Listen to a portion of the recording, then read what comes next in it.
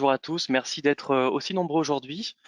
Donc voilà, donc je vais laisser tout le monde se présenter. Donc on a la chance d'avoir une équipe d'experts dédiée vraiment au software asset management de Bechley-Comsoft. On parlera de beaucoup de sujets aujourd'hui et je vais laisser déjà la parole donc à notre équipe service. N'hésitez pas si vous avez des questions à les mettre dans le chat ou dans l'onglet questions. On essaiera d'y répondre à la fin du webinaire. On vous mettra aussi des liens pour voilà, si vous avez besoin de prendre rendez-vous avec l'un de nos experts, donc il n'y a pas de souci pour ça, vous remplirez le formulaire. Et on aura aussi des petits sondages tout au long du webinaire. Vous pourrez y répondre très simplement. Vous verrez, il y a une fenêtre qui s'affichera. Allez, je vous laisse la parole. Je suis Corinne Oui, bonjour Chillard. à tous. Je me présente simplement, je suis Patricia Hein. On t'entend, Patricia. Yes, on t'entend très bien. Ok, donc Patricia Haim, directrice des services chez Bechley-Comsoft, donc avec une équipe de consultants experts dans différents domaines. Aujourd'hui, vous allez découvrir l'équipe Software Asset Management, une partie de l'équipe, pardon.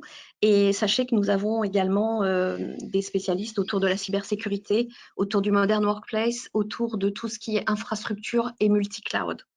Donc, je vais laisser la parole à Corinne Gillard qui va commencer cette présentation par le premier sujet autour des serveurs Microsoft. À toi, Corinne. Oui, merci. Donc, Corinne Chillard, je suis consultante solution depuis 8 ans chez Bechley-Comsoft et je travaille dans l'équipe de Patricia pour vous accompagner sur les sujets de licensing. Alors, Samuel, aujourd'hui, on continue. j'ai deux sujets à Bon. traiter avec vous. Le premier, c'est les fondamentaux autour de Windows Server. Les deuxièmes, le fondamentaux autour de SQL Server. Alors, pourquoi cette slide? Tout simplement, vous avez repéré les RAM. Je voulais aussi démarrer avec une petite note humoristique en disant j'ai beaucoup entendu les clients me dire je ne comprends pas, le licensing est un peu compliqué, les règles changent tout le temps et d'une version à une autre les règles changent également. Donc oui, c'est pas toujours simple le licensing Microsoft. Mon objectif aujourd'hui dans ce webinaire, c'est vraiment de poser les fondamentaux, mais aussi avant de poser les fondamentaux, de bien comprendre les environnements dans lesquels vous fonctionnez, parce qu'on ne peut pas appliquer ces règles de licensing tant qu'on n'est pas certain d'avoir bien compris les contextes dans lesquels vous vous situez. Alors, on va démarrer avec une petite question. Est-ce que Je vais parmi mettre le vous, sondage. Hop. oui, Alors, je vais vous afficher un sondage. Non, vous allez devoir le voir. Donc, les licences Windows doivent être couvertes donc par 16 corps par un processeur 16 corps, 16 corps par VM ou 8 corps par processeur et 16 corps par serveur physique.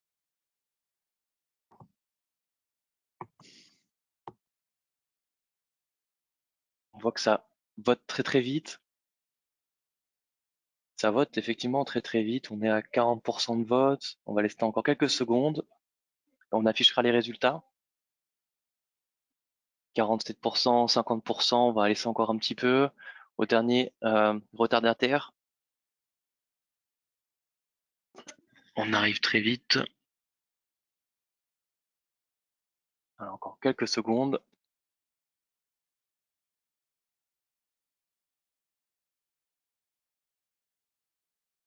Hop, c'est tout bon. Allez, on ferme et je vais vous partager les résultats. Voilà, Corinne, tu devras avoir les résultats oui. affichés à l'écran. Alors les résultats donc, sont bien entendu 8 cœurs par processeur et 16 cœurs par serveur physique. Donc merci aux personnes qui ont déjà appréhendé ce licensing d'avoir répondu correctement. Maintenant, comme vous voyez, c'est pas si simple parce que je vois qu'il y a encore des réponses qui sont pas tout à fait conformes. Alors, on va revenir à la présentation.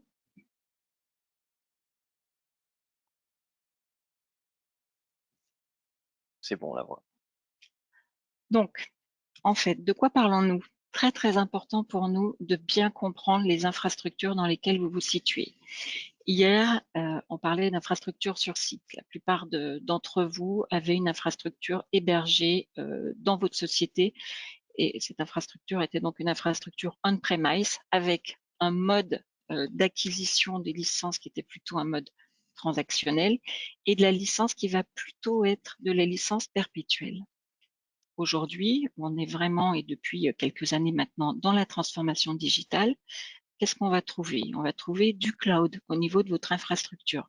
Cloud, c'est relativement vaste comme terme. Nous, au niveau du Software Asset Management, on a besoin d'avoir beaucoup plus de précision. Typiquement, au niveau du cloud, on va trouver du cloud privé, premièrement, et du cloud public, deuxièmement. Et il faut savoir que les règles Microsoft ne sont pas les mêmes pour un même produit et pour une même licence achetée. Les règles vont être différentes en fonction de votre contexte, cloud privé ou cloud public. Et ces règles-là sont même différentes d'une technologie à l'autre. Donc, dans ce modèle de cloud infrastructure, le mode d'achat sera bien souvent et de plus en plus un mode de solution avec des licences qui deviennent plutôt des licences de type souscription, voire même des services managés. Pourquoi pas? On peut rajouter les services managés. Donc ça, c'est aujourd'hui. Mais aujourd'hui, la majeure d'entre vous, je pense, ne diront pas le contraire, vont se retrouver dans une infrastructure hybride, c'est-à-dire qu'on va avoir à la fois un mix d'infrastructures sur site et d'infrastructures dans le cloud avec des modèles d'acquisition divers et variés et des types de licences divers et variés également. Donc, si on revient sur la partie, enfin si on démarre plutôt la partie Windows Server 2022. Aujourd'hui, la version en vigueur depuis quelques mois, depuis août dernier, c'est 2022, avec comme toujours une période de 5 ans pour la fin de support standard et plus 5 ans additionnels pour le support étendu. Quelles sont les éditions que vous pouvez trouver aujourd'hui sur Windows Server? Une édition Data Center, une édition standard, et on reviendra un petit peu plus loin sur ces éditions, qui ont un mode de licensing qui veut que l'on couvre à la fois le serveur en mode cœur et des cales. N'oublions pas les cales. Ces deux éditions sont destinées plutôt aux grands comptes et aux PME. Vous allez pouvoir également retrouver une édition qui s'appelle Essential, qui est une édition beaucoup plus petite, qui est destinée à couvrir une licence, un serveur pour 25 utilisateurs ou 50 postes, avec un proc et 10 cœurs maximum. Ça, c'est vraiment pour les TPE. Maintenant, petit point d'attention pour vous sur les dates de fin de support. Je ne reviendrai pas sur 2008, mais en revanche, 2012 R2, attention, on a de la fin de support qui va arriver l'année prochaine. Il faudra penser peut-être à identifier ces serveurs et à prévoir des alternatives. Je vous les présenterai également, les alternatives, quand on va parler d'SQL, parce que sur SQL, on a de la fin de support qui est plus proche. Donc, comment ça fonctionne? Déjà, la première chose à garder en mémoire, c'est comment j'affecte ma licence. Ça paraît tout simple, mais je souhaite le préciser parce que j'ai de nouveau et régulièrement encore des erreurs chez les clients. Ma licence, je l'affecte toujours à un serveur physique. Et donc, quand je vais parler d'une licence Windows Server standard, je vais affecter ma licence plutôt à un petit serveur standalone. Et quand je vais parler de ma licence Data Center, je vais plutôt l'affecter à un serveur hôte qui va héberger des VM. Pourquoi? Parce que l'édition Data Center, c'est plutôt une édition qui va permettre de la virtualisation illimitée. Le mode de licensing, eh bien, on en a parlé précédemment, hein, c'est toujours 8 cœurs par proc et 16 cœurs par serveur. Ces deux Corinne, éditions simplement, si se tu peux revenir à différencient. la slide. Pardon? On est sur la page de garde. On est sur la page de garde. Si tu peux juste revenir à la slide où tu étais. En affichage, on voit la... Je suis en train d'essayer de la remettre, mais moi, je la vois bien. Désolée pour ce désagrément, on est en train de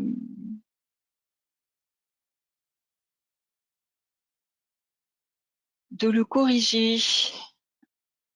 Est-ce que là, vous voyez de nouveau les slides? Yes, La c'est bon. première. Oui. La première? Non, non, Bon, c'est Windows bon Server maintenant. Merci 2022, beaucoup. c'est bon. Mais on n'est pas en mode Alors, on diaporama. affecte les licences. On affecte les licences aux machines physiques. Encore une fois. Les droits de virtualisation pour l'édition standard, c'est vraiment ce qui va différencier. C'est vraiment ce qui va différencier les deux éditions. Excusez-nous pour ce contretemps. Standard va vous donner le droit à 2 VM et Data Center va vous donner le droit de la virtualisation illimitée. Bien entendu, si mon serveur physique est inscrit avec davantage que 16 cœurs, 24 par exemple, je vais acheter 24 cœurs. Qu'est-ce qui se passe dans le cluster? Petit point d'attention particulier dans le cluster, attention, je dois couvrir tous les serveurs hôtes qui composent le cluster. Un point d'attention également particulier concerne le basculement possible des VM. Je dois considérer toutes les VM, la quantité de VM globale du cluster pour couvrir correctement chaque serveur hôte, sauf si j'ai une règle de fixité. Le changement d'édition, j'achète du standard, du standard, du standard, et puis en fin de compte, je me rends compte que ça va me coûter beaucoup plus cher chaque fois que je rajoute de VM. Eh bien, c'est possible. Je peux transformer ma licence standard en licence data center sous condition de l'avoir acheté avec de la software assurance. Et chez Microsoft, ça s'appelle du step-up. Qu'est-ce qui se passe si je suis dans un contexte de cloud privé? Eh bien, dans un contexte de cloud privé, je peux apporter ma licence. Le Bring Your Own License est autorisé puisque c'est comme si on était quelque part on-premise. En revanche, dans un cloud public sur Windows Server, ce n'est pas autorisé. Maintenant qu'on a couvert la partie serveur, eh bien, il faut couvrir les utilisateurs ou les devices au travers de CAL. La CAL, je rappelle, c'est le Client Access License, qui est quelque chose qui ne s'installe pas, et donc c'est aussi une des raisons pour laquelle on trouve souvent de la non-conformité sur les CAL. Bien souvent, on oublie de régulariser les CAL. Bien respecter d'avoir de la CAL, de la version en vigueur concernant le serveur le plus récent. Ces CAL, vous les retrouverez soit en standalone, soit dans les plans M365 ou dans le bundle OMS. Pour ce qui est des utilisateurs externes à l'entreprise, eux aussi doivent être couverts à partir du moment où ils se connectent et ils s'authentifient sur vos serveurs. Il leur faut soit une CAL, device ou user, soit à ce moment-là, s'il y en a beaucoup, peut-être couvrir les serveurs de ce qu'on va appeler un connecteur externe plutôt que de couvrir les utilisateurs externes. Si vous achetez votre licence en volume, elle va vous donner le droit à beaucoup de choses, mais dont le downgrade illimité des versions et en édition. J'achète, admettons, Data Center 2022, je peux même couvrir un serveur standard 2003. La mobilité de la licence. Attention, ça ne s'applique pas à Windows Server, contrairement à d'autres technologies. C'est une des raisons pour laquelle on ne peut pas porter cette licence dans un cloud public. Et je peux, comme toutes les licences en volume, réaffecter ma licence au bout de 90 jours. Un tout petit point d'attention sur les service channels, plutôt pour la partie technique des personnes qui nous écoutent. Avec la version 2022, on est uniquement sur du LTSC, avec une nouvelle version majeure tous les 2-3 ans, et du SAC, le Semi-Annual Channel, uniquement si vous avez la SA et dans le Cloud Azure. Alors, qu'est-ce qui se passe maintenant si je veux basculer dans Azure? Au niveau de l'édition, aucune distinction entre les deux éditions standard et data center, c'est la même chose. Pour ce qui est des versions, je peux installer 2022 jusqu'à 2012. Le Azure Hybrid Benefit, peut-être quelque chose que vous connaissez, mais qui peut être très intéressant pour vous, parce qu'il vous apporte un intérêt financier à ne payer dans Azure que le coût du compute. C'est-à-dire que vous ne payerez pas le coût de l'accès à la technologie Windows Server, vous ne payerez que le proc, la RAM et le stockage. Cet Azure Benefit, il fonctionne de quelle manière? Si j'ai une licence standard avec SA, je peux affecter ma licence soit sur mon infrastructure on-premise ou dans un cloud privé, soit dans Azure. Avec Data Center, c'est différent. J'ai une hybridité au niveau des affectations. Et dans les deux cas, je vais allouer 8 cœurs de la technologie pour couvrir une VM, c'est le minimum. Les environnements de dev et test peuvent être couverts eux aussi par du Visual Studio MSDN dans Azure, sans frais additionnels. Maintenant, SQL. Alors, on a Alexis, si tu peux lancer le sondage. Yes, un bien deuxième sûr. sondage. Alors, je vais lancer le sondage, il va apparaître à l'écran. Avez-vous encore des licences SQL 2012 et 2012 R2? Donc oui ou non, c'est une réponse très très simple. Là, je pense que ça peut voter très très vite. Alors, on va voir ça. Plus de 50% de votants, ça va vite. On va rester encore quelques secondes pour les derniers retardataires. 60%. On attend quelques secondes et je pense que les résultats sont plutôt intéressants pour le coup. Vous les commenterez, Corinne et Patricia, mais ça peut surprendre. Allez, encore quelques secondes pour les derniers retardataires. Allez, on va clôturer ce sondage et je vais vous partager les résultats.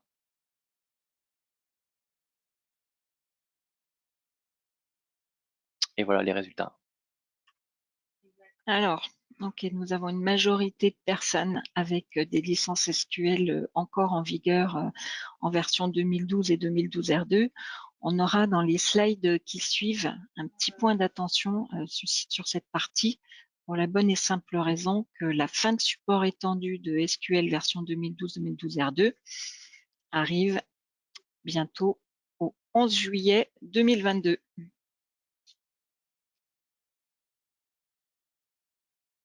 Et hop, je remasque.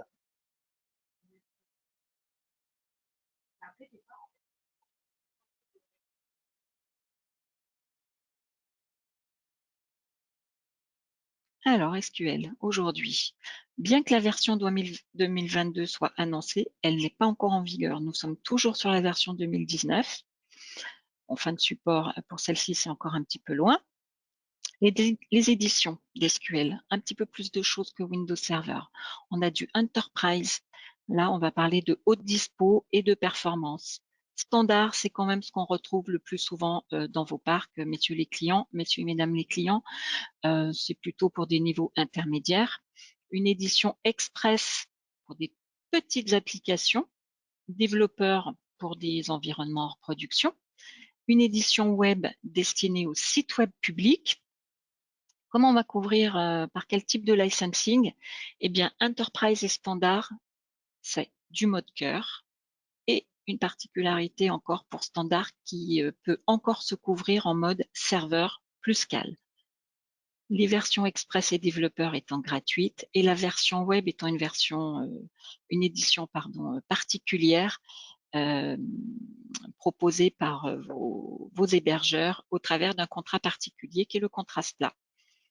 Le support étendu, donc attention, 2012 R2, le support étendu s'arrête bientôt au mois de juillet.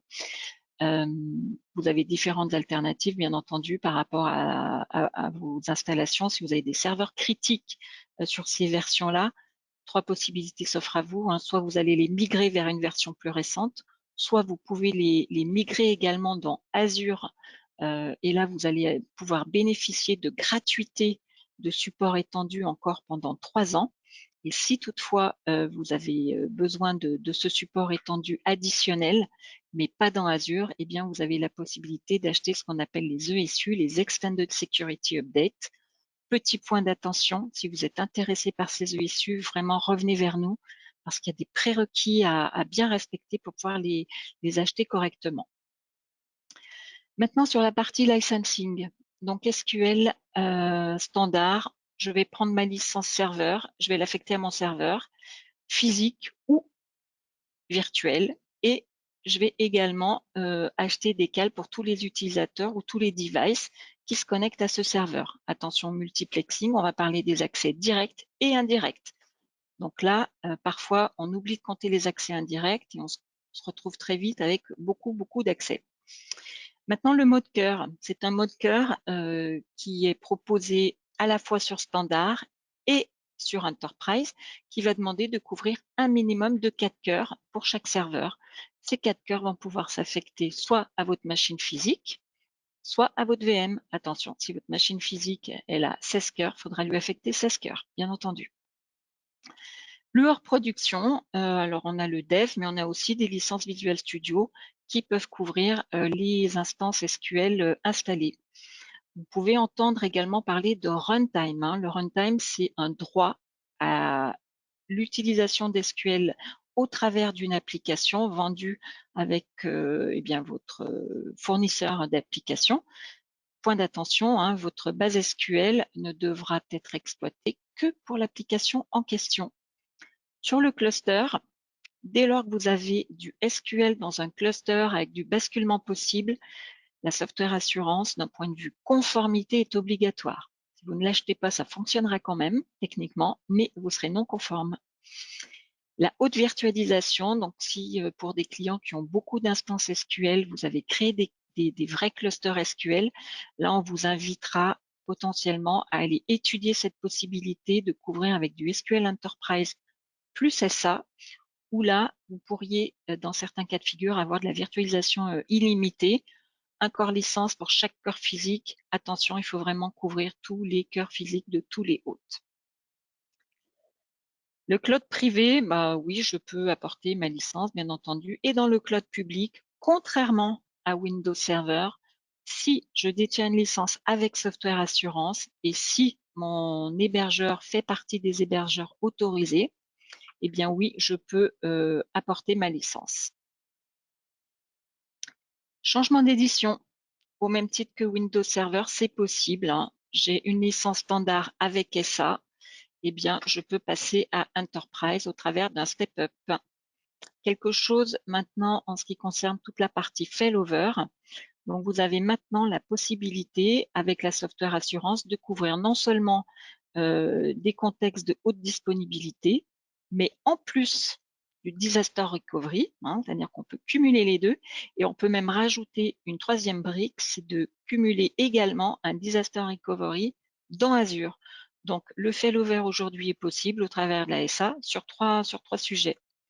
Le Azure Hybrid Benefit, c'est pareil que Windows Server, vous ne payez que le coût du compute. Et alors, sur cette partie infrastructure, bien entendu, on est à votre écoute pour vous accompagner. Si toutefois vous aviez des questionnements au travers de différentes offres que nous pouvons vous proposer, la première étant basée sur l'infrastructure classique, entre guillemets, où l'accompagnement va être de l'accompagnement autour du licensing, des risques et bien entendu des axes d'optimisation.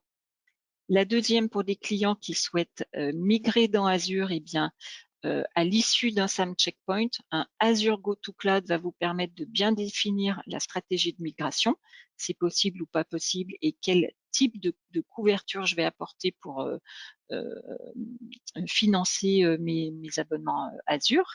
Et puis, en revanche, pour des clients qui sont déjà dans Azure, eh bien, aller chercher de l'Azure Checkpoint, c'est vraiment aller vérifier que vous avez exploité tous les leviers qui sont à votre disposition pour ne payer que ce que vous devez payer dans Azure. Voilà, donc nos équipes de consultants infra et Azure sont à votre disposition et je vais laisser la main à Samuel pour la suite du webinaire.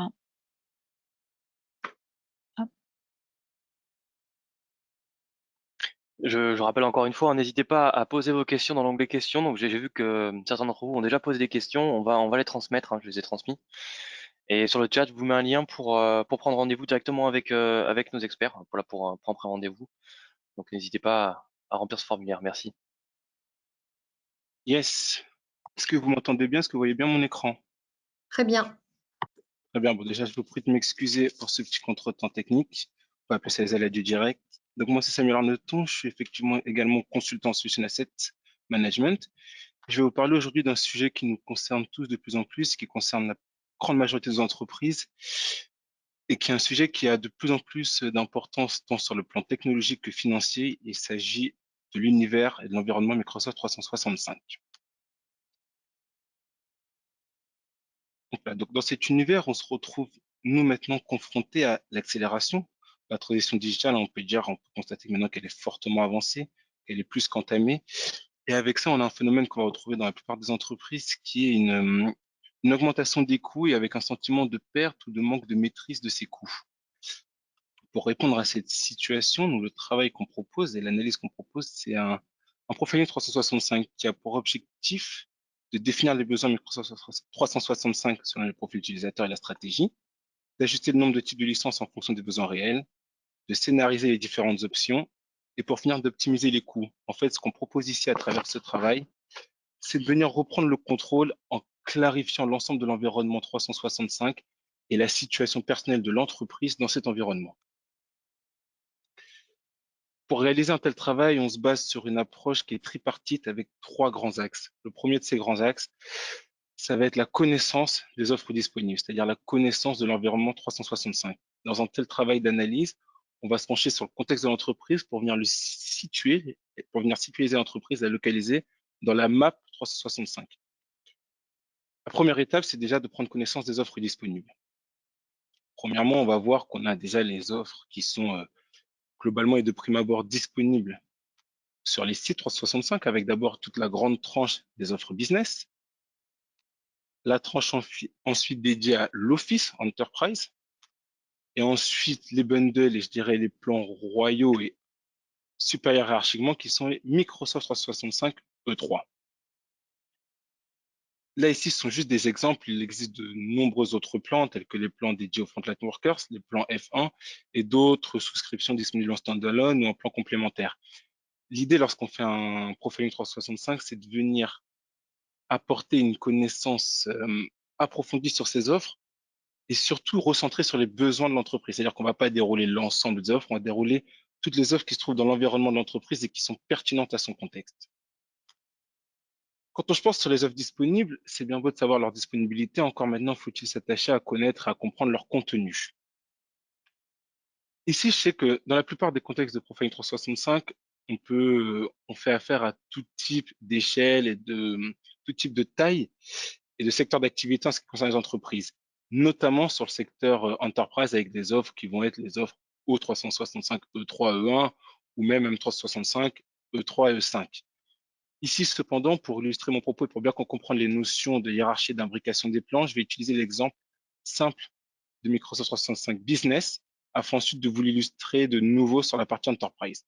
Si on prend par exemple l'offre 365 Business ici, on va voir qu'elle se comporte d'un socle, d'un pilier qui est une brique Office 365, dans laquelle on va retrouver de l'Excel Live Plan 1, ainsi que de l'Office pour le web et les Office Mobile Apps. Qu'est-ce qu'on voit ici? C'est donc un plan qui, dans sa composition, va être plutôt orienté sur de la messagerie. Si on prend à contrario le plan Microsoft 365 Apps for Business, comme son nom l'indique, donc on a toujours la brique Office, et comme son nom l'indique, il est plus lui orienté sur l'application bureautique, c'est-à-dire avec le client lourd d'Office. Là où on va monter en hiérarchie, on va commencer à comprendre le système d'imbrication, voire même de poupée russe des plans, c'est quand on passe sur l'offre Business Standard, on va voir que toujours composée d'une unique brique Office, elle comporte à la fois une orientation messagerie avec l'Exchange Online Plan 1 et une orientation bureautique avec les applications, avec le client lourd des applications Office. On peut donc dire que hiérarchiquement, cette offre business standard, ça va correspondre à une addition de l'offre business basique et de l'offre apps for business. Si on monte encore d'un niveau, on va avoir la dernière offre business pour illustrer mon propos qui est la business premium. Et là, on constate qu'elle est effectivement composée d'une brique Office qui va être l'équivalent de la brique Office business standard avec et l'orientation messagerie et l'orientation application, mais qu'on vient y ajouter d'autres briques très importantes telles que l'EMS, c'est-à-dire la mobilité et la sécurité, avec notamment l'Azure AD Premium Plan 1 et également une brique Windows qui va être globalement du Windows Pro Upgrade. Ce qu'on comprend ici, c'est que dans les plans Microsoft 365, on a différentes briques. Donc, selon le niveau de plan, on a soit uniquement la brique Office, soit une brique Office ainsi qu'une brique EMS et une brique Windows. Ce même principe, il s'applique bien sûr en Enterprise. Donc, si on prend le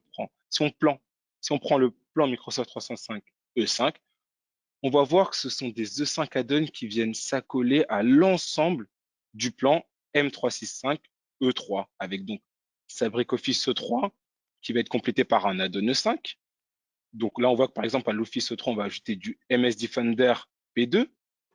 Pareil pour sa brique EMS E3 qui va être ajoutée d'un add-on avec l'équivalent UMS E5, donc EMS E3 plus Azure AD P2. Et la même mécanique se répète également sur du Windows 10, où on va passer du 10 E3, auquel on va ajouter du Defender for Endpoint P2, et c'est ce qui va nous composer notre Windows 10 E5. Ici, je trouve qu'on illustre très bien, vous voyez, la notion de poupée russe, encore d'imbrication hiérarchique des plans, les uns dans les autres. On a de l'inter-inclusion, en fait, dans le plan 365. Une fois qu'on a compris ça, on comprend beaucoup mieux se positionner et à quel niveau positionner les besoins de notre entreprise. Dernière étape dans la compréhension des offres, on a la situation des offres, où est-ce qu'elles se trouvent, leur contenu. Maintenant, il faut comprendre les fonctionnalités afin de venir coller aux besoins. Un exemple très simple, on prend du M365 E3. On a vu précédemment qu'il contient donc une brique EMS de niveau E3 avec de l'Azure AD Premium plan 1 qui lui contient du conditional access, donc qui va nous permettre de conditionner les accès à des notions d'autorisation qui vont dépendre soit des appareils, soit des emplacements, ou plutôt des appareils et ou des emplacements et ou des applications. Si on monte d'un niveau, on prend du M365 E5. Et donc, lui, il comporte non pas du EMS E3, mais du EMS E5, avec donc, comme on l'a vu, de l'Azure AD Premium Plan 2, qui lui ne va pas seulement, entre guillemets, sans réduction aucune, nous permettre de faire du conditional access, mais aussi du risk-based conditional access. Et là, on a, oui, les appareils, oui, les emplacements, oui, les applications, mais on va avoir une couche d'intelligence supplémentaire de la part de Microsoft qui va nous permettre de faire également du conditional access basé sur la détection automatique des risques. Là, on parle notamment de voyage impossible. Et donc, ici, on arrive bien à descendre jusqu'au niveau de la fonctionnalité pour bien comprendre. Est-ce que j'ai besoin seulement de conditional access ou est-ce que ce que je veux, selon mes impératifs de sécurité, avoir du risk-based? Et là, ici, on commence déjà, vous voyez, à effectuer notre travail de positionnement dans les plans. Maintenant qu'on a une bonne connaissance de l'univers 365 qui est pertinent pour notre entreprise, on va dire qu'on a effectué un tiers du chemin. On va s'attaquer à la deuxième partie qui va, elle, être celle de nos besoins réels en fonction de mes populations. J'entends ici que chaque entreprise, selon son secteur d'activité, sa politique, ses stratégies, a des besoins, a des employés qui vont évoluer dans différents champs d'activité, dans différents services, dans différents secteurs. Et chacun d'eux aura donc des besoins différents. C'est ici qu'il faut bien prendre conscience que les plans et les offres 365 ne se conçoivent que par profil utilisateur. C'est-à-dire qu'il n'y a pas un plan dédié pour l'entreprise. Non, lorsqu'on veut optimiser, lorsqu'on veut affiner cette offre, on va s'attaquer à comprendre quelles offres correspondent à quels employés chez moi. Par exemple, dans notre entreprise, je vais ici utiliser deux exemples de classification de utilisateur pour juste citer les différences qu'on peut trouver entre différentes entreprises. Si je prends cet exemple numéro 1, celui d'un constructeur automobile, on sait par exemple qu'il y a un bâtiment qui va être le siège social à un endroit X, sûrement un autre endroit, même un endroit, un centre technique. On va faire beaucoup d'études et de développement en amont sur les véhicules qui sortiront dans les années prochaines. On a ensuite les concessions qui sont les points de vente. Également les garages, parfois aux mêmes endroits que les concessions ou ailleurs. Et vous voyez que déjà là, sur ces quatre premières catégories, on a forcément des besoins d'informatique différents sur des employés différents. J'ajoute encore une catégorie dans les constructeurs automobiles, on a les usines. Pour des raisons de simplicité, je vais faire un zoom que sur cette catégorie-là. Dans les usines, on a des directeurs et chefs d'atelier, d'accord, en charge de gérer tel secteur de production, de montage, etc. Les chefs de projet de chantier, qui vont qui vont avoir une action plus locale. On a les chefs d'équipe technique, qui vont être en charge des techniciens, notamment ceux, par exemple, qui interviennent sur la maintenance des robots de fabrication. Les techniciens de terrain eux-mêmes, qui vont, eux, faire la maintenance. Et enfin, les ouvriers de production. Prenons, par exemple, l'exemple des travailleurs à la chaîne de montage. Bah, il est très simple de comprendre que sur chacune de ces populations, chacun de ces utilisateurs, il y a des besoins différents. Par exemple, les directeurs chefs d'atelier vont peut-être avoir besoin de briques d'analytics et de mobilité totale pour pouvoir faire des réunions à travers toute l'usine et analyser les performances de leurs équipes. Le chef de projet de chantier, lui, va avoir besoin d'outils peut-être collaboratifs pour pouvoir communiquer sur les plannings, les échanges de chantier, la préparation, faire des réunions avec les prestataires extérieurs. Le chef de technique, il est plus sur du management local, il a son équipe qui est, à proprement parler, toujours à côté dans le bureau. Les techniciens de terrain, eux, ça va peut-être être plus de la gestion de leur travail personnel, c'est-à-dire une différenciation forte entre les fichiers qu'ils partagent et les fichiers qu'ils consomment. Et enfin, les ouvriers de production qui, eux, vont être, je l'imagine, globalement sur de la consultation de documents et de planning pour effectuer les shifts d'équipe, et etc. On va voir que si on prend un autre exemple, c'est totalement différent. Si on prend l'exemple d'une mairie, on a les agents de crèche familiale, les agents de terrain, les responsables d'équipe de terrain, les agents administratifs et les élus, par exemple, ainsi que les partenaires. Agent de crèche familiale, on va être peut-être plutôt sur l'utilisation d'ordinateurs portables et tablettes personnelles, ou l'accès à la messagerie et partage d'informations, alors que les agents de terrain, ça va être du poste mutualisé, l'utilisation de smartphones. Responsable d'équipe, on est sur une bureautique fixe, quelqu'un qui a son bureau à la mairie. Agent administratif, idem. Les élus, on est sur peut-être une classe VIP, une classe un peu particulière qui n'est pas toujours présente dans les locaux de la mairie, donc avec une forte mobilité, un besoin de sécurité importante, on est sur des données précieuses. Et les partenaires qui eux, vont intervenir de manière technique sur les besoins de l'ASI. Donc, encore un autre besoin. Vous noterez ici que j'ai pas à coller à ces besoins de plan et c'est volontaire parce que à ce stade-là, on n'a pas cette information sur le contexte de l'entreprise, ni ses besoins, ni sa politique stratégique pour savoir quel plan à coller. Mais on a déjà les orientations et la classification des profils d'utilisateurs. On en est donc à 2 parties sur 3 et ces 2 premières parties représentent l'ensemble du travail lorsqu'on est sur une entreprise qui n'a pas encore de souscription. Dans le cas d'une entreprise qui a déjà des souscriptions et qui évolue déjà de manière régulière et depuis un certain nombre de temps dans le 365, on a une troisième partie qui est très très importante parce que ça va être la partie qui va, elle, nous permettre d'analyser les données concrètes présentes dans le 365. C'est l'analyse des souscriptions actuelles, l'analyse de vos données Microsoft 365. Elle se compose de première part par l'analyse des achats, c'est-à-dire qu'on va venir voir ce que vous avez acheté, ce à quoi vous avez souscrit, et on va venir le voir on va venir analyser dans quel contrat vous avez souscrit. Ça nous permet de dessiner, si vous voulez, l'état actuel de votre stratégie et de votre relation par rapport à l'éditeur. Qu'est-ce que vous achetez dans quel contrat? Étape 2, à partir de là, on va entrer dans votre console 365 et on va être capable de venir analyser les allocations de licences ou encore les affectations. Ça va nous permettre de dessiner, de définir les profils utilisateurs actuels chez vous, c'est-à-dire avant l'analyse Profiling 365, quelle a été votre stratégie ou encore votre vision de vos utilisateurs. On va aussi venir par la suite analyser les usages réels. Là, on entre dans de la donnée concrète qu'on va traiter à partir d'extraction de votre console pour venir identifier les services qui sont non utilisés ou sous-utilisés ou les populations qui n'utilisent pas certains services. Ça va notamment mettre en évidence des utilisateurs inactifs, par exemple, auxquels on pourrait retirer la licence, tout simplement, ou auxquels on pourrait envisager, pour lesquels on pourrait envisager d'autres plans inférieurs.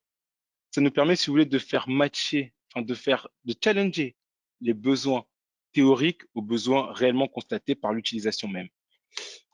De l'analyse des usages réels avec notamment l'analyse des utilisateurs inactifs, on en vient à discuter, à étudier vos process d'entrée-sortie. Comment je gère l'arrivée d'un nouvel utilisateur? Est-ce qu'il est automatiquement attribué à tel profil utilisateur, donc à tel profil de licence? Comment est-ce que je gère sa sortie? Est-ce que j'ai des utilisateurs inactifs parce qu'en fait, ils ont quitté l'entreprise et après, il n'y a pas eu un travail de réallocation de la licence?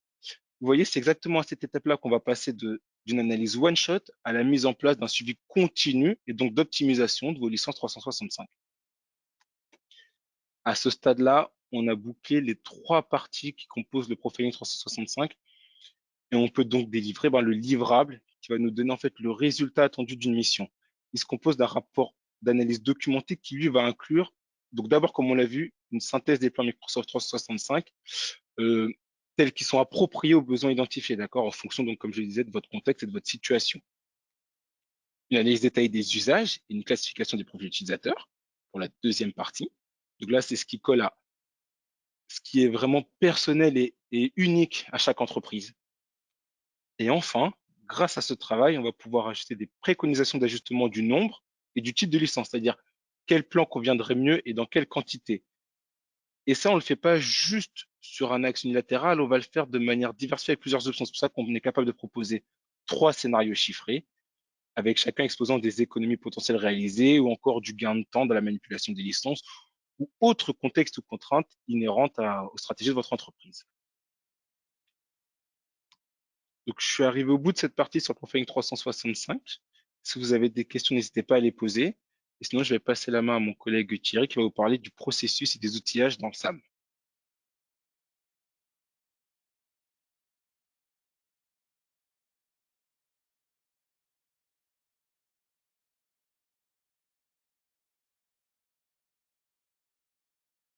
N'hésitez pas à poser vos questions. J'ai vu qu'il y en a déjà beaucoup qui ont été posées, donc on les a transmises à chaque fois. On va y répondre à la fin. On a un petit temps pour ça.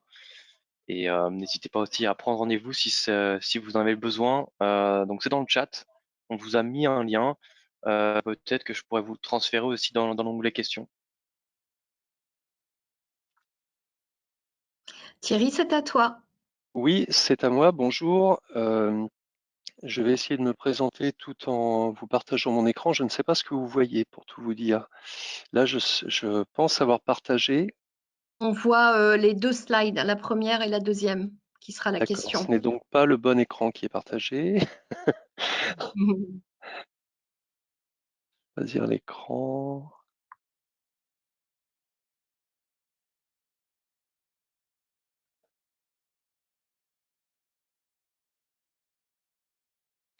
Impeccable. C'est mieux.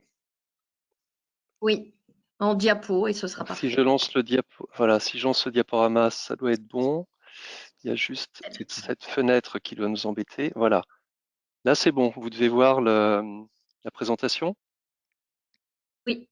Oui, Oui. c'est tout bon. Donc, j'ai pas réussi à faire les deux en même temps, excusez-moi. Donc, je m'appelle Thierry Vitre, je suis consultant SAM chez Bechley Comsoft depuis 5 ans et je travaille sur le processus SAM depuis un peu plus longtemps. Par le passé, j'ai travaillé, pour vous dire si c'était compliqué à mettre en œuvre, le processus SAM ISO, la norme 19770, c'est qu'à la FNOR, on a dû travailler sur un guide de mise en place du processus pour aider et accompagner les clients à la mise en place de ce processus SAM. On va en parler ensemble. Moi, je vais vous parler du processus et un petit peu aussi de son outillage, parce que vous verrez que si on veut un processus efficient et pas trop chronophage, pas trop consommateur en ressources, il faut assez vite penser à l'outillage. Mais je ne veux pas déflorer le sujet. On va commencer par une question qui fait un petit peu la transition entre ce que vous a expliqué Samuel et ce que je vais vous dire moi. On va parler un peu de Alexis. SaaS. Donc Alexis, si tu Yes. peux lancer la question. Avant que vous répondiez à la question, je vais quand même un petit peu vous guider. Donc la question, c'est pensez-vous que le mode SaaS résout définitivement tous les problèmes de non-conformité logicielle? Vous avez oui, non et la réponse normande en partie seulement. Pour vous aider un tout petit peu, on a beaucoup parlé de Microsoft depuis le début de ce webinaire. Ouvrez un peu vos chakras, pensez un peu plus aux autres éditeurs, parce que si vous pensez exclusivement Microsoft, vous risquez d'être induit en erreur. Donc, je vous laisse répondre si le questionnaire est lancé. Yes, il est bien lancé. Il y a au moins déjà la moitié des personnes qui ont voté, donc ça va vite. On va laisser encore quelques secondes. Et puis on refermera le sondage et je te partagerai les résultats, Thierry. Mhm. On va encore laisser quelques secondes. On a beaucoup de répondants. Hop, encore 3 secondes pour les retardataires. Allez, on va fermer et je vais te le partager. Et voilà.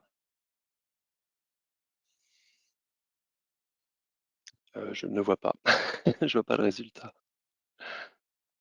Alors, en partagé, donc tu as à 5%, tu as oui à 5%, non à 41% et en partie seulement à 54%. Alors, bah, il y a une majorité de bonnes réponses.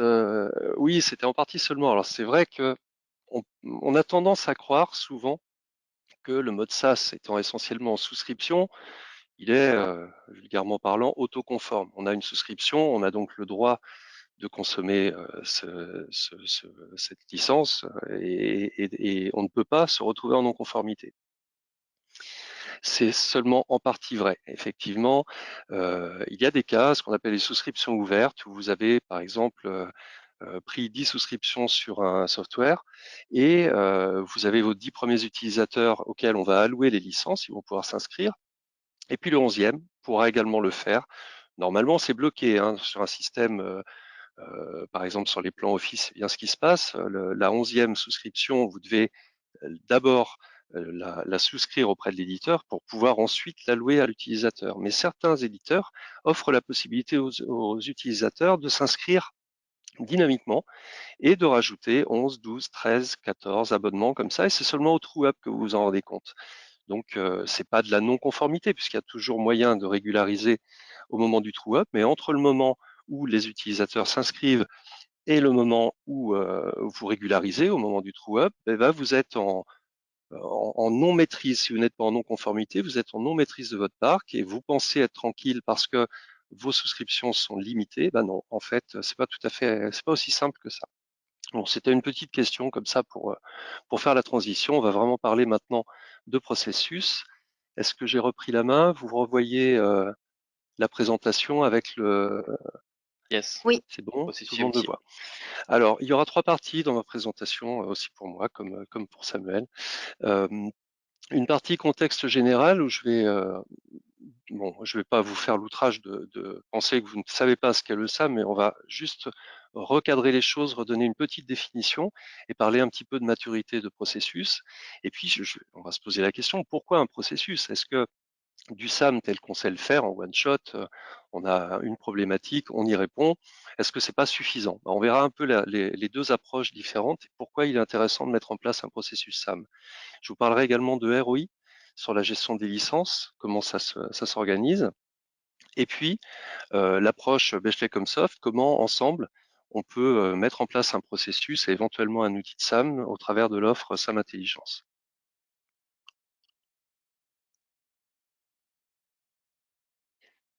Donc les principes du processus SAM, des inventaires, évidemment, des inventaires de droits d'usage. La moindre des choses, en cas d'audit par exemple, c'est de se retrouver au moins dans les mêmes dispositions que celui qui vient vous ennuyer, c'est-à-dire avoir une maîtrise de l'exhaustivité de vos droits, savoir exactement quel contrat vous avez souscrit, à quel moment, connaître vos licences, connaître l'historique de vos licences, c'est important pour savoir jusqu'à quelle édition et quelle version vous avez droit en fonction de la maintenance que vous avez souscrite et peut-être interrompue à un moment, etc. Tout ça, cet inventaire doit absolument être exhaustif pour être au moins à armes égales avec l'éditeur. Je parle là, je parle un peu dans un contexte où on est en désaccord avec l'éditeur dans le cadre d'un audit, mais ça reste vrai en amiable. Hein, quand on fait simplement un renouvellement contractuel, c'est quand même bien de savoir d'où on part, définir les besoins additionnels s'il y en a pour mesurer au mieux les besoins en renouvellement.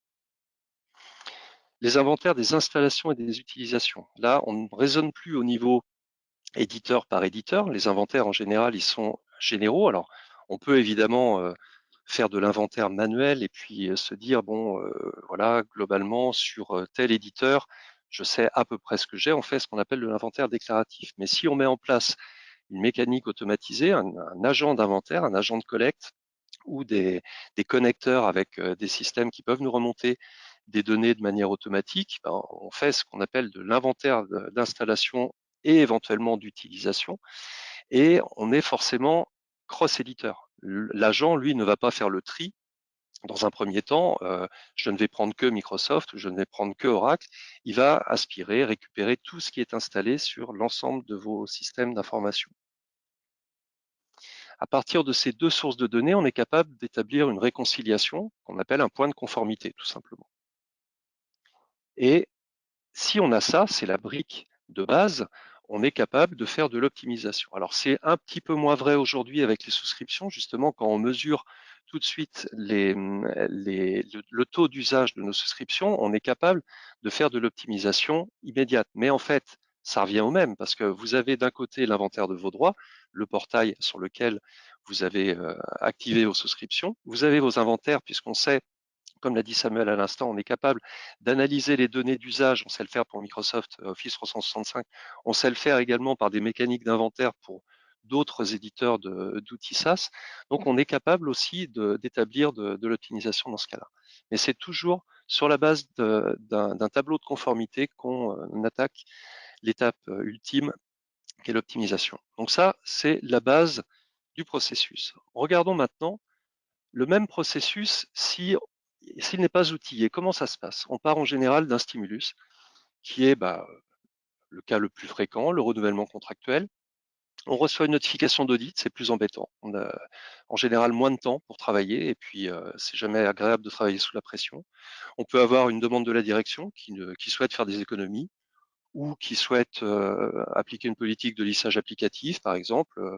On décide de supprimer quelques éditeurs de niche parce qu'on a passé des accords avec des éditeurs préférentiels et puis si ces éditeurs préférentiels savent couvrir la poche fonctionnelle en question, on va se passer des services de tel ou tel éditeur. Dans tous ces cas-là, il faut qu'on ait une maîtrise de nos droits, toujours un inventaire de nos droits d'usage.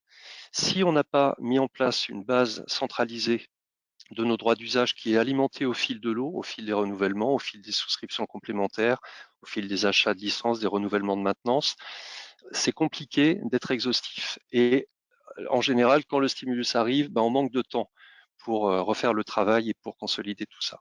Même chose pour les inventaires. Dans l'urgence, on est amené souvent à se baser sur des inventaires déclaratifs, c'est-à-dire qu'on va demander aux gens ce qu'ils veulent. Ça, c'est la pire des choses pour préparer un renouvellement parce que forcément, les gens souhaitent toujours avoir plus que leurs réels besoins et donc c'est très compliqué. On peut se baser sur de faux inventaires ou du moins pas de faux inventaires, mais des inventaires qu'on va mal interpréter parce que les outils ne sont pas dédiés. On va s'appuyer sur des outils qui servent par exemple pour la télédistribution ou une base de données d'antivirus. C'est toujours quelque chose. Ça nous donne de l'information, mais après, il faut l'interpréter, cette information. Et si on n'a pas un outil capable de nous transformer une donnée brute d'inventaire en software, édition, version, ça devient très compliqué de se rapprocher ensuite de la licence correspondante. Et toujours le risque de non-exhaustivité. Quand on met en place un processus SAM, on challenge nos inventaires, on fait en sorte qu'une source d'inventaire, c'est bien, mais c'est pas suffisant. On croise les sources de façon à s'assurer, on est des obsédés de l'exhaustivité et de la qualité des inventaires, parce que c'est la brique fondatrice du processus. Donc sans outillage, c'est excessivement compliqué d'avoir ces deux briques, inventaire de droit et inventaire d'installation, exhaustif. Donc la réconciliation, comme on ne maîtrise rien en amont, souvent on aboutit à des non-conformités et on parle même pas. Donc ça nous met en position de faiblesse. Hein. Si on est dans le cadre d'une notification d'audit, évidemment qu'on est en position de faiblesse. Dans un renouvellement contractuel, dans le pire des cas, qu'est-ce qu'on fait? On renouvelle à l'identique, on est sûr de rien, donc on ne changeons rien. On risque de renouveler des choses inutiles, on risque à l'inverse de ne pas profiter de promotion du moment et de ne pas couvrir les besoins, s'ils ne sont pas immédiats, les besoins qu'on aura d'ici un mois ou deux. Donc on n'est pas en mode proactif, on est vraiment pur réactif. Et forcément, si on est en réactif, on est en position de faiblesse. Et l'optimisation, là, on n'en parle même pas. Si on n'a pas nos briques de base pour établir le tableau de conformité, c'est impossible de faire de l'optimisation. Avec un processus outillé, la démarche est un petit peu différente, évidemment. On n'a pas besoin de stimulus pour démarrer. En fait, l'inventaire de droit, il est centralisé, il est exhaustif puisqu'il est alimenté au fil de l'eau. De temps en temps, comme toute démarche d'inventaire, on se fie évidemment sur les entrées et les sorties, mais de temps en temps, on se pose, on vérifie que l'ensemble de notre documentation contractuelle est bien intégrée dans le produit. On a juste ce contrôle à faire parce que le reste est fait au fil de l'eau. On n'est pas obligé de tout refaire à chaque besoin. Pour les inventaires, même chose.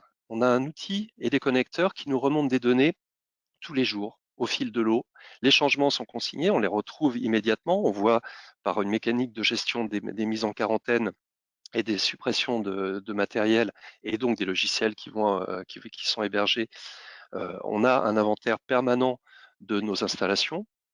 On peut même avec des outils performants avoir un inventaire permanent de nos usages réels. On sait si tel logiciel installé sur le poste de travail de Monsieur X a été exécuté et combien de temps pendant les 90 derniers jours. C'est quand même très utile pour faire du remoissonnage, on en parlera tout à l'heure, pour voir si on peut libérer des licences pour les réattribuer ailleurs. Évidemment, si on a ces deux sources d'inventaire, on a une réconciliation qui est toujours possible à tout moment et une conformité établie et réajustée au fil de l'eau. On est capable d'anticiper nos besoins futurs, je veux dire besoins futurs par rapport aux futurs renouvellements qui se préparent. Les renouvellements, on peut également les planifier dans le temps. On a la possibilité dans les contrats de mettre des dates de préparation des renouvellements de façon à pouvoir anticiper ces travaux de réconciliation et de réflexion sur l'optimisation avant renouvellement contractuel. Évidemment, l'optimisation est possible dans ce cas-là, grâce à l'utilisation des licences. Voilà la différence entre avec et sans. La deuxième question arrive. Êtes-vous certain, je vais laisser la main à Alexis pour vous laisser le sondage. Êtes-vous certain de doter vos utilisateurs de l'abonnement, on revient un petit peu sur le SaaS, l'abonnement SaaS correspondant à son usage réel? La réponse 1, pas du tout. La réponse 2, je ne prends que des abonnements full use, c'est-à-dire concrètement, je dote mes utilisateurs dans l'exemple Microsoft Office 365, je lui mets du M365E5, comme ça je suis tranquille, il est forcément content. Je me fie à la demande de mes utilisateurs, c'est eux qui me font des demandes. Et c'est en fonction de ça que je décide de leur allouer tel ou tel plan ou tel abonnement. Et sinon, dernière solution, je me fie à un inventaire qui m'indique les usages réels. Je sais déjà, j'ai déjà implémenté chez moi un processus SAM et je sais calibrer les besoins réels. Je vous laisse répondre. Ouais, on est quand même pas mal de répondants. Déjà, on va lancer encore quelques secondes. Donc, je laisse le sondage, encore quelques secondes, et on va le fermer, je vais te le partager. Alors, encore quelques secondes. Hop. Allez, je le ferme et je te partage les résultats. Hop. C'est voilà. Tu peux voir les résultats, Thierry. Eh ben non, si, partage les résultats. Il faut peut-être que je clique ici pour les voir. Non, Donc, je suis désolé, je les vois pas. à Hein, 20, pas du tout, à Ah, 25%. si, ça y est, C'est bon. 25% pas du tout. 9%, je ne prends que des abonnements full use. 40%, je me fie à la demande des utilisateurs. Oui, bah oui, oui, oui. Et 26%, il y a 26% des participants à ce webinaire qui ont mis en place un processus SAM dynamique, on va dire au moins rationalisé, et avec des retours d'informations sur l'usage réel des applicatifs. C'est déjà un beau pourcentage. Oui, 40%, c'est ce qu'on trouve le plus souvent quand on démarre une démarche de mise en place de processus SAM chez un client. On n'est pas en stade basique là, on est en standardisé, mais c'est quand même très risqué. Si on se fie uniquement à l'utilisateur, par habitude, les utilisateurs craignent toujours, même s'ils n'utilisent plus un logiciel, d'en avoir un nouveau besoin dans 6 mois, dans un an, et rechignent toujours à libérer la licence. Quand vous avez un contrôle réel de vos usages, c'est totalement différent. Vous pouvez, surtout dans le cadre de SaaS, où vous êtes en souscription, vous pouvez, s'il n'y a pas d'engagement évidemment sur la durée, vous pouvez tout de suite libérer cette souscription et la réallouer à quelqu'un d'autre, quitte, si le besoin se refait sentir pour cet utilisateur quelques mois plus tard, lui réallouer une licence libérée par quelqu'un d'autre. Donc ce côté dynamique, c'est bien que 26% d'entre vous l'aient déjà atteint. On va continuer. Je vais vous parler un petit peu de ROI. Alors le ROI, c'est assez compliqué quand on parle de SAM. C'est assez compliqué à évaluer parce qu'en général, les coûts sont ventilés sur l'ensemble de l'organisation. Donc c'est difficile d'attribuer un ROI au SAM uniquement à la fonction SAM. Il y a une confidentialité autour de la non-conformité qui est, voilà, surtout dans le cadre d'audit, en général, on n'en parle pas. S'il y a eu des pénalités, c'est très difficile de les évaluer et donc c'est difficile de mesurer l'évitement de coûts potentiels. Si on avait mis en place un processus SAM, on aurait pu éviter ces pénalités d'audit. L'attribution des bénéfices, en général, les économies sont attribuées à d'autres projets. C'est-à-dire que quand on utilise des licences libérées grâce au SAM et que c'est un projet qui va les consommer plutôt qu'acheter de la nouvelle licence, c'est souvent le projet qui tire ce bénéfice et c'est pas le SAM. On va pas dire le SAM a permis cette économie, on va dire que le projet a coûté moins cher que prévu. Pourtant, sans conformité, on n'a pas d'optimisation, c'est ce qu'on a vu tout à l'heure. Donc, déjà, je vais vous rappeler, ou vous expliquer comment on est capable de dégager une notion supplémentaire qui est les besoins. C'est là-dessus que l'optimisation va se baser. Donc, on a toujours nos inventaires de droits dont on a parlé tout à l'heure, nos inventaires d'usage, les inventaires techniques.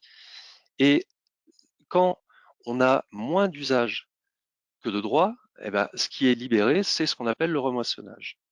On a une nouvelle notion qui vient s'installer, c'est le besoin des utilisateurs. C'est pour ça que se fier à leurs paroles, et uniquement à leurs paroles, c'est un petit peu risqué. Il vaut mieux un outil qui est capable de mesurer l'usage réel pour pouvoir déterminer ce qu'on va lui attribuer, ce qu'on va attribuer à cet utilisateur. Quand vous avez plus de droits que de besoins, on fait du recyclage. Et puis, la dernière, ça, ce sont des notions de vocabulaire qui sont utiles par la suite et qui permettent justement de voir ce qui rentre dans le ROI. Quand vous avez des besoins qui n'existent plus, voilà, on peut libérer les licences, on peut désinstaller les logiciels et venir réalimenter comment dire, la marmite des droits, enfin l'ensemble des droits disponibles. Comment tout ça va se mettre sur une balance? En fait, dans les gains, vous retrouvez notre recyclage, notre moissonnage, les optimisations techniques, les désinstallations.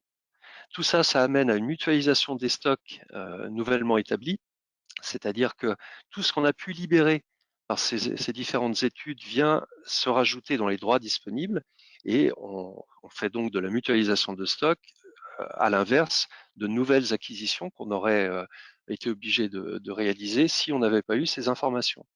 De l'autre côté, dans les dépenses, vous avez les pénalités d'audit qui sont évitables, qu'on pourra éviter, qui en fait, si vous mettez en place un processus, basculeront du côté des gains parce que ça va devenir des évitements de coûts. En fait, ce qu'on met plutôt dans les dépenses, c'est les investissements autour du SAM, c'est-à-dire les ressources humaines nécessaires pour mettre en place et faire tourner votre processus, et l'outillage que si vous décidez un jour d'en acheter un. Sur un projet, comment se répartit le retour sur investissement par rapport à l'investissement que vous mettez? L'investissement, vous l'avez sur l'axe des ordonnées. On s'aperçoit très vite que 75% des investissements ne permettent un retour sur investissement que de 40%, parce que en fait, là, sur ce gros investissement de départ, on établit seulement la conformité. Les optimisations viennent après. Et seulement les 25% d'investissement restants sur le global de votre projet permettent d'économiser 60%, d'avoir un retour sur investissement de 60%. Concrètement, quand vous avez un axe de progression comme celui-là, vous partez en général d'un SAM basique, on vise la conformité, c'est-à-dire qu'on obtient un SAM qu'on appelle standardisé. Avec une gestion active, on passe sur un SAM rationalisé. Toutes ces étapes sont définies dans la norme ISO d'optimisation du processus. Et la cible ultime, c'est le SAM dynamique. Et si on calque là-dessus un petit graphique de coûts et de gains, on s'aperçoit que la première étape, la mise en place d'un SAM standardisé, je suis désolé de doucher vos espoirs, mais souvent ça coûte plus cher que ça ne rapporte parce qu'il faut investir, il faut mettre en place la structure, les ressources, les outils. Et malheureusement, bien souvent, quand on commence à se préoccuper du SAM, on trouve plus de non-conformité que de conformité. Donc forcément, ça va avoir un coût. Et c'est après, une fois qu'on va avoir mis en place la mécanique, que on va dégager vraiment des bénéfices, parce que tout ce qu'on va ressortir, ça va être de l'optimisation. Et comme les investissements de départ auront été faits, les coûts auront tendance à baisser.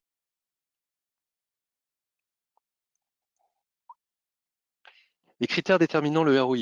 Vous avez une base et des influences. La base, c'est votre maturité de SAM en début de projet. On a vu tout à l'heure que 26% des participants ont déjà un processus SAM au moins sur la partie inventaire évolué. Eh ben, il est évident que ces personnes-là espéreront un ROI plus faible que ceux qui démarrent de zéro. Même si l'investissement de départ sera plus fort pour cela, le ROI potentiel, le ROI visé sera beaucoup plus fort. Donc votre maturité en début de projet est la base du ROI que vous pourrez dégager. Ensuite, vous avez des influences. Ces influences, c'est le périmètre organisationnel. Est-ce que vous avez une organisation complexe, un processus achat standardisé, des achats centralisés? Ça va un peu avec. Et est-ce que le légal est une partie prenante de votre processus? Tout ça, ce sont des choses qui vont avoir des influences significatives sur votre processus. Le périmètre technique, évidemment, la taille du parc, sa complexité. Est-ce que vous embarquez des éditeurs à risque, SAP, Oracle, pour ne citer que quelquefois, mettre en place un SAM uniquement sur ces deux éditeurs dégage un ROI qui permet de financer le reste du projet. Le SaaS, on en a assez parlé, c'est effectivement un axe qui va influer aussi sur le ROI de votre SAM. Enfin, la culture du SAM va être quelque chose d'important. Si vous avez une communication interne existante, si le personnel de vos entreprises est déjà sensibilisé au SAM, on aura moins de difficultés à dégager du ROI parce que les bonnes règles seront respectées et on maîtrisera beaucoup mieux ce qui se passe. Sur la communication externe, on s'est aperçu avec notre expérience chez Comsoft que plus un client communique sur la mise en place de son processus en externe, donc auprès des éditeurs ou auprès d'entités comme le SIGREF ou des choses comme ça, très vite ça se sait. Les éditeurs ne perdront plus de temps avec les entités qui ont mis en place un processus et donc le risque d'audit diminue fortement. Voilà les critères qui déterminent. Notre offre, je vais accélérer un peu parce que je crois qu'on est en train de dépasser Ouais, le on a déjà timing. dépassé de au moins 10 minutes, donc si tu veux, Je tu suis peux désolé. raccourcir pour qu'on puisse faire un peu de questions. Ouais, je vais accélérer. Donc, l'offre SAM Intelligence, on met en place d'abord un outil de mesure qui est le SAM Assessment. On est basé sur la norme ISO pour passer au crible votre processus et le chiffrer au moment du démarrage du projet. L'avantage de cette méthode, c'est que ça permet très vite de dégager les points forts et les points faibles de votre organisation et de votre processus et de définir les chantiers à mettre en œuvre. Ce point, on le refait périodiquement après pour voir les progrès effectués. On va designer le processus cible, c'est-à-dire déjà regarder comment le processus s'inscrit dans votre système d'information avec une approche SIPOC, on l'appelle SIPOC, c'est Supplier Input Process Output Customer, pour voir ce qui vient alimenter le processus et ce qui doit en sortir. Quand on maîtrise les entrées et les sorties du process, on sait mieux comment on doit l'organiser en interne. On va prioriser les activités de votre processus et en même temps prioriser les éditeurs dans une matrice d'évaluation des risques, parce que celui qui vous dira qu'on peut mettre en place un processus SAM one shot sur l'ensemble des éditeurs de votre parc, c'est juste impossible. Il faut se donner des priorités, regarder les éditeurs les plus risqués et on les gère dans un ordre cohérent. La Contratech, c'est un outil qui nous permet de normaliser la documentation de façon à ce qu'elle soit plus accessible par tous les acteurs du processus. Que ce soit un technicien, un juriste ou un acheteur, tout le monde a la même norme, a la même base, et c'est facile de retrouver une clause donnée pour un éditeur quel qu'il soit dans une documentation normalisée qu'on vous propose.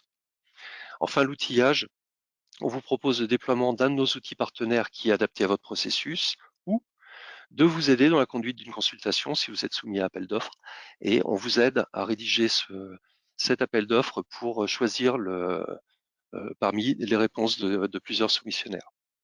Et ensuite, on met en place avec vous un service managé. Ce sera ma conclusion, c'est la dernière slide. On part de votre organisation SAM cible qu'on a définie ensemble dans la partie précédente, le design de votre processus, et on décide du type de service managé qu'on devra vous fournir. Soit vous avez un SAM piloté, c'est-à-dire que vous avez investi beaucoup dans votre SAM et dans son organisation. Vous avez décidé qu'il y aurait un responsable central du SAM, vous avez décrit sa fiche de poste, vous avez décrit votre organisation, vous avez des relais SAM un peu partout dans votre organisation capables au moins de fournir les inventaires. Donc, ce sont les relais d'inventaire. On a également défini leur fiche de poste et vous avez mis en place un copil qui regroupe tous les acteurs, l'IT, les achats, le légal et la finance, éventuellement la comptabilité qui peut aussi avoir un intérêt dans les immobilisations. Dans ce cas précis, on va vous délivrer un transfert de compétences assez important et en contrepartie, l'accompagnement fonctionnel qu'on vous proposera, il sera très réduit parce que vous serez approprié votre processus, vous aurez vraiment investi dedans et nous, on sera là en support uniquement pour intégrer des éditeurs complexes à votre processus. À l'autre bout du spectre, on a un SAM qu'on appelle plutôt délégué, c'est-à-dire, en gros, vous avez décidé que votre métier n'était pas de faire du SAM, vous avez chacun un métier qui n'a rien à voir avec cette partie gestion des licences, et vous allez juste désigner un contact SAM dans votre organisation qui sera notre relais, à nous, Bechley comme Soft, et vous nous fournirez vos données d'achat, un accès évidemment à vos inventaires. Idéalement, tout ça se fait dans un outil, c'est même pas idéalement, c'est que sans outil, on n'est pas capable de vous délivrer un service managé. Et on s'engage, nous, en contrepartie, à vous faire des bilans périodiques, éditeur par éditeur, en fonction du calendrier utile pour cet éditeur, c'est-à-dire calqué sur les renouvellements contractuels. Évidemment, si un audit survient, on est aussi en mesure de vous accompagner et de mener cet audit avec vous pour qu'il se passe au mieux. Dans ce cas, le transfert de compétences sera plus faible, évidemment, puisqu'on va garder, nous, la maîtrise de votre process et vous aurez simplement un accès aux informations formatées, c'est-à-dire accès à du reporting qu'on vous fera sur mesure. L'accompagnement fonctionnel devient évidemment plus important que dans le premier cas et dans les deux cas, SAM piloté ou SAM délégué, on assure la maintenance technique de l'outillage. Et entre ces deux extrêmes, vous vous situez où vous voulez, c'est-à-dire que vous pouvez placer le curseur à un endroit au début du projet. Par exemple, vous allez commencer en SAM délégué, et puis au fur et à mesure de votre progression autour de l'outil et votre maîtrise du processus, vous tendrez de plus en plus vers le SAM piloté. Notre accompagnement fonctionnel diminuera en conséquence, et vous serez de plus en plus autonome sur votre process. Voilà ce que je voulais vous présenter aujourd'hui. J'espère que ça vous a plu et que ça ne vous a pas, qu'on n'a pas trop débordé. Je suis navré pour le débordement.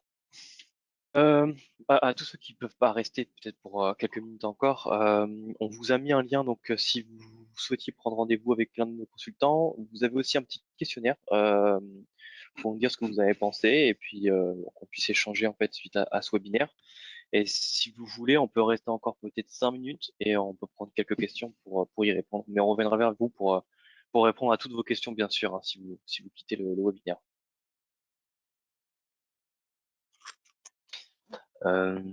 Alors, je vais prendre peut-être des questions sur les personnes qui sont encore ici.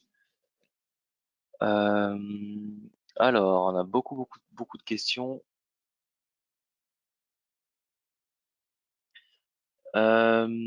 Sur quelle base le ROI a été calculé? Le retour d'expérience client, quel échantillon, quel type d'organisation? Ce que j'expliquais, c'est que le ROI est une notion complexe dans le SAM. On est très souvent sur de l'évitement de coûts. Il est compliqué à chiffrer réellement. C'est pour ça que j'ai plutôt parlé d'influence, d'influences qui peuvent être importantes sur le ROI espéré. Après, le Gartner propose des ABAC standards, mais qui sont quand même à prendre avec des pincettes parce que d'un processus à l'autre, de ce que vous allez décider de mettre en œuvre, ce que je viens de vous expliquer entre un service qui va être totalement délégué ou au contraire sur lequel vous allez piloter la totalité de votre processus, plus vous investirez, plus votre retour sur investissement sera important. Les mesures, on peut faire l'exercice de chiffrage avec vous sur la base des ABAC du Gartner, ce sera un indicateur. le mieux, moi, ce que je fais comme exercice avec mes clients, on le fait dès la première phase de SAM Assessment. On fait des mesures d'échantillons et on extrapole ensuite sur l'ensemble du parc. C'est encore le meilleur moyen d'avoir un ROI potentiel qui se rapproche de votre organisation et du processus que vous mettez en place. Il n'y a pas de réponse. Je ne peux pas vous dire, vous allez gagner 40% comme certains le font. Hein. Je sais qu'il y a des consultants indépendants qui arrivent en disant, je vais vous faire gagner, je l'ai entendu chez un de mes clients il n'y a pas longtemps, ça m'a fait bondir, je vais vous faire gagner 250 000 euros sur votre contrat Microsoft. Non, on peut pas, c'est absurde de dire des choses pareilles. Ça n'a pas de sens sans connaître en plus le processus déjà mis en place chez le client, sans savoir s'il maîtrise déjà ses achats. Donc c'est impossible d'avancer ce genre de chiffres sans regarder en détail votre organisation.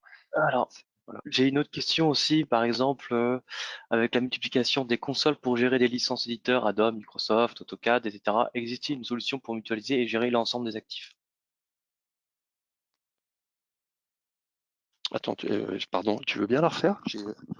Avec la J'ai multiplication des j'ai consoles, pas bien avec entendu la le début. multiplication des consoles pour gérer les licences des éditeurs, comme Adobe, Microsoft, AutoCAD, est-ce qu'il Oui, existe une solution pour mutualiser et gérer l'ensemble des actifs? oui, oui, les outils de SAM qu'on propose, nous qui sont nos partenaires, on a choisi parmi ceux qui sont les mieux classés dans le Gartner, hein, ceux qui sont précurseurs, donc c'est Flexera, Snow Software et Ouzou dans une moindre mesure, ils sont un petit peu plus en retard. Mais ces trois outils-là ont des connecteurs avec les portails. Donc on sait se connecter par exemple au portail Office 365, au portail Adobe. On sait le faire aussi pour Salesforce, pour enfin l'essentiel des solutions SaaS du marché et aller aspirer des informations contractuelles de ces portails. Ensuite, le dispositif d'inventaire, je vais être un peu vague parce que certains posent des sondes sur les agents d'inventaire, d'autres le font sur les proxys qui accèdent à ces logiciels SaaS. Les méthodes sont différentes, mais les résultats sont sensiblement les mêmes. On est capable de mesurer les usages et donc de faire ce travail d'optimisation. Oui, on sait le faire cross-éditeur, mais dans un outil de SAM qui va centraliser les différentes sources de données. On a pas mal de questions, d'ailleurs on nous demande ce qu'on utilise nous aussi. Et on nous demande aussi si l'outil Snow est un investissement important, comment calculer le coût par exemple. Comment calculer le coût? En faisant une demande de pricing, c'est-à-dire que moi j'ai besoin de quelques informations de volumétrie chez vous pour le faire, c'est-à-dire le nombre de devices global à inventorier, la répartition poste de travail serveur, c'est important. J'ai besoin de savoir combien vous avez de devices poste de travail, combien de devices serveurs. Pour la partie SaaS, c'est en utilisateur, la métrique va être l'utilisateur. Et à partir de cette volumétrie, je ferai une demande de pricing à Snow. Si vous avez des questions très précises comme celle-ci par exemple, n'hésitez pas à remplir le Ah oui, formulaire, vous posez votre question dedans et on vous ouais, recontactera bien sûr vous pouvez me en direct. contacter. Je peux vous faire une démonstration du produit si ça vous intéresse, et puis et recueillir à cette occasion-là vos volumétries. Je demande le pricing après, je reviens vers vous rapidement pour vous donner une idée. Ça n'engage à rien entre guillemets, c'est-à-dire que souvent mes clients me contactent pour faire cet exercice uniquement pour l'exercice budgétaire, pour prévoir sur 2023 l'achat d'un outil de SAM. Je le dis pour Snow, c'est valable également pour Flexera évidemment, hein, et aussi pour Ozu. Hmm, On a des questions encore, peut-être on va en faire une ou deux questions encore, après on va peut-être clôturer, parce que je sais qu'il y a encore beaucoup de gens qui sont encore en train de nous écouter, malgré 20 minutes Alors, d'écart, le sujet est important. oui. Oui Patricia, pardon, je t'ai coupé, On peut-être a que des tu voulais. questions également sur Ouais. le licensing. On a des questions sur le licensing 365. On a des questions sur je dirais, qu'est-ce qu'un environnement hors production, etc. Donc, moi, ce que je propose à tous, bien sûr, Alexis, si tu veux lire encore une question, il n'y a pas de souci, mais c'est plutôt de revenir vers vous individuellement pour pouvoir répondre à vos questions. Parce que, par exemple, tout ce qui est environnement hors production, c'est un sujet très intéressant et qui est complexe. Donc, Corinne connaît bien ce sujet. On L'ensemble a une des réponse très consultants simple. Sur le hors-prod, on a une réponse très simple. Éteignez l'environnement. Si ça n'impacte pas votre société, si elle continue de travailler tout à fait normalement et qu'aucun utilisateur n'est impacté, c'est un environnement hors production. C'est tout, hein. C'est aussi Oui. simple que ça. Un environnement hors production, c'est en général du développement, c'est quelque chose dont on peut se passer sans que l'activité de l'entreprise ne soit stoppée ou pénalisée.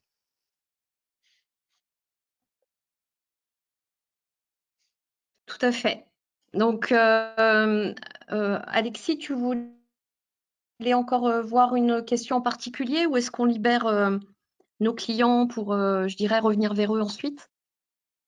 De toute façon, il Il faudra y qu'on a, il y fasse. a énormément de questions, hein. Il y en a Ouais, énormément, donc je pense qu'on va peut-être s'arrêter là. En tout cas, merci Ouais. d'avoir joué le jeu. Comme l'a dit Patricia et Thierry, on va revenir vers vous pour répondre à toutes vos questions. Et puis n'hésitez pas à remplir le formulaire si vous voulez qu'on vous contacte individuellement vraiment et poser même des démos ou des choses comme ça. Donc c'est totalement faisable.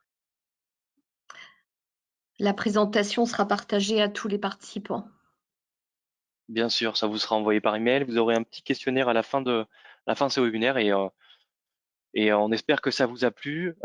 N'hésitez pas à revenir vers nous hein, pour toute demande et il y aura sûrement de prochains webinaires sur d'autres thématiques, services et SAM notamment. Merci beaucoup et je vous souhaite une bonne journée à tous. Merci à tous. Merci beaucoup. merci à tous, au Au revoir. revoir. Merci beaucoup, au revoir.